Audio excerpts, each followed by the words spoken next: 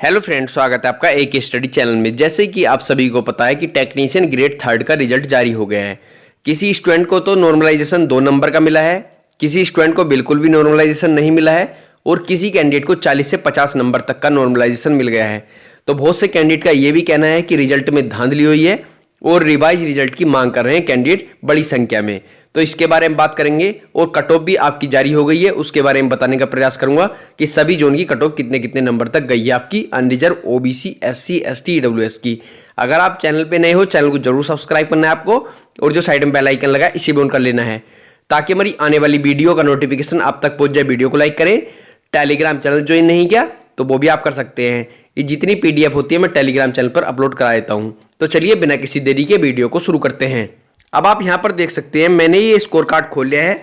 इनका जोन देख सकते हो सिलीगुड़ी जोन है, बाकी डिटेल्स मैंने हाइड कर दी हैं। यहाँ पर देख सकते हो एग्जाम जो हुआ है इनका 30 दिसंबर 2024 को एग्जाम हुआ है। जैसे ही सभी कैंडिडेट को पता है कि 100 क्वेश्चन एग्जाम में आते हैं, इन्होंने जो अटैम्प्ट किए हैं क्वेश्चन वो देख सकते हो 86 क्वेश्चन अटैम्प्ट किए हैं। बात करें वैलिड क्वेश्चन की 99 है, एक क्वेश्चन कैंसिल या इग्नोर हो गया था आपका, देख सकते हो आपका। यहाँ पर बात करें करेक्टली जो क्वेश्चन बैठे हैं इनके वो 59 क्वेश्चन थे यहाँ पर करेक्टली। इनकरेक्टली 27 क्वेश्चन थे। बात करें इनके जो रो मार्क्स बनने थे वो 50 नंबर तक बनने थे। बात करें प्रो रेटेड रो मार्क्स की आउट ऑफ 100 तो 50.50 नंबर तक बन गए थे। लेकिन इनका जो नॉर्मलाइजेशन हुआ है वो देख सकते हो 93 नंबर तक बढ़ गए, इनके 93.68। कहने का मतलब ये है कि इनका फाइनल सिलेक्शन हो गया है। अब यहाँ पर देख सकते हो कितनी बड़ी धांधली है ये या धांधली नहीं है। मैंने इसके बारे में जानने की कोशिश भी की है कि ऐसा नॉर्मलाइजेशन क्यों हुआ है। तो उन्होंने बताया कि वह अपने शिफ्ट का टॉपर है और उसका परसेंटाइल स्कोर 100 है, इसीलिए उसके नॉर्मलाइज मार्क्स बेस शिफ्ट के टॉपर के मार्क्स के बराबर आ गए हैं। यह रेलवे के नॉर्मलाइजेशन फॉर्मूले के अनुसार पूरी तरह से संभव है। मैं आप सभी को बता दूं, जैसे ये कह रहे हैं कि ये रेलवे के नॉर्मलाइजेशन के अकॉर्डिंग संभव है, तो देखो मैं आप सभी को बता दूं ये सरासर अन्याय है। उन स्टूडेंट के साथ अन्याय है जो कैंडिडेट अभी 1-2 मार्क्स से रह गए हैं या 3-4 मार्क्स से भी रह गए हैं, या मैं कहता हूं 40 नंबर से भी रह गए ना कैंडिडेट, उनके साथ भी अन्याय है। अब इन कैंडिडेट का नंबर कहीं से भी नहीं आता। 50 नंबर पर देख सकते हो आप सिलेक्शन ले गए ये कैंडिडेट। अब 50 नंबर कितने कैंडिडेट के होंगे? बहुत सारे कैंडिडेट होंगे जिनके 50 नंबर हैं, जिनके 70 नंबर हैं, जिनके 80 नंबर हैं। 90 नंबर वाले का भी सिलेक्शन नहीं हो पाया कैंडिडेट का, लेकिन यहां पर 50 नंबर वाले का सिलेक्शन हो गया है। तो अब इसमें किस्मत कहेंगे या दुर्भाग्य कहेंगे उन कैंडिडेट का जिनका नंबर नहीं आया है, या फिर रेलवे की बदतमीजी कहेंगे या धांधली कहेंगे। आप खुद सोच लेना कि क्या कहना है इसमें। मैं आप सभी को बता दूं ये सरासर अन्याय है उन कैंडिडेट के साथ जिन कैंडिडेट का नंबर नहीं आ पाया है, जो कैंडिडेट पॉइंटों से 1-2 मार्क्स से रह गए हैं। हाँ, सेकंड डीबी की लिस्ट आपकी जारी होगी, लेकिन सेकंड डीबी में भी इतनी बड़ी संख्या में नंबर डिक्रीज नहीं होंगे कि सभी कैंडिडेट का सिलेक्शन हो जाए या उन कैंडिडेट का सिलेक्शन हो जाए जो 4-5 नंबर से रह गए हैं या 10 नंबर से रह गए हैं। अब यहाँ पर 40 नंबर से भी ऊपर नॉर्मलाइजेशन इन्हें मिल गया है। अब 40 नंबर आप समझ रहे हो, 40 नंबर लाना कितनी बड़ी बात है। इनके डबल नंबर हो गए हैं। कहने का मतलब ये है कुल 50 नंबर आए हैं इन कैंडिडेट के और यहाँ पर 93 नंबर तक हो गए हैं। हम एक बार को सोचे आंकड़ा लगाए तो दुगने नंबर तक हो गए हैं, दुगने नंबर तक।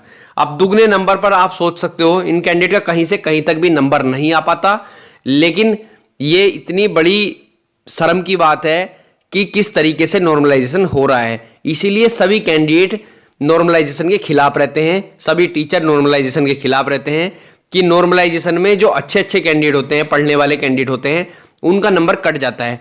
किसी के नंबर डिक्रीज हो जाते हैं और किसी के नंबर बढ़ जाते हैं, इतने बढ़ जाते हैं कि उसका सिलेक्शन ही हो जाता है, और किसी का नंबर बढ़ते हैं तो उसका सिलेक्शन तो भी नहीं हो पाता क्योंकि नॉर्मलाइजेशन इतनी बड़ी संख्या में नहीं मिल पाता है। अब इस पर बहुत से कैंडिडेट आवाज उठाने को कह रहे थे, तो मैं आपके लिए वीडियो लाया हूं। ये देखो, हम इस पर आवाज उठा सकते हैं, लेकिन रेलवे को जो करना है वो अपनी मर्जी से ही करेंगे। आरआरबी तो वे किसी की सुनने वाले तो है नहीं, क्योंकि उन्होंने जब भी नहीं सुनी कि रेलवे ग्रुप डी में डीबी तक नहीं देखने को मिल रही है। अब डीबी क्लोज करते जा रहे हैं बहुत बड़ी संख्या में वैकेंट वैकेंसी होने के बावजूद भी।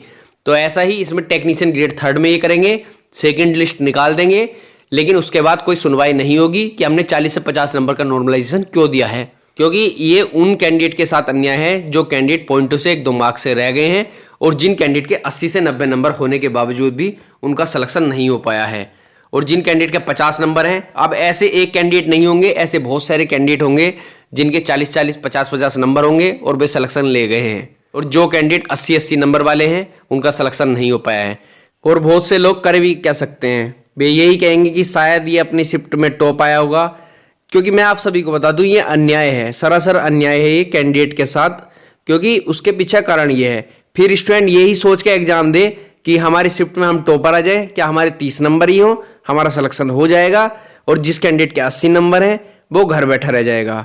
इसीलिए मैं बता रहा हूँ ये अन्याय है, इसके खिलाफ सभी को आवाज़ भी उठानी चाहिए कि 50 नंबर वाले का सिलेक्शन कैसे हो सकता है जब 90 प्लस और 91 पर कट ऑफ जा रही है, तो सिलेक्शन इतने पर ही होना चाहिए। फिर आप 93 नंबर तक कैसे कर रहे हैं? इतने नंबर तक नॉर्मलाइजेशन कोई मामूली बात नहीं है, क्योंकि ऐसा ही ये हर एग्जाम में कर रहे हैं नॉर्मलाइजेशन के साथ। ऐसा ही इन्होंने यूपी पुलिस में भी किया है अभी, और बाकी और जितनी वैकेंसी आ रही हैं उनमें भी ऐसा ही होगा। एसएससी में भी ऐसा ही चलता आ रहा है, किसी कैंडिडेट के कम नंबर होने के बावजूद उसका सिलेक्शन हो जाता है, किसी कैंडिडेट के ज़्यादा नंबर होने के बावजूद भी वो घर बैठा रहता है।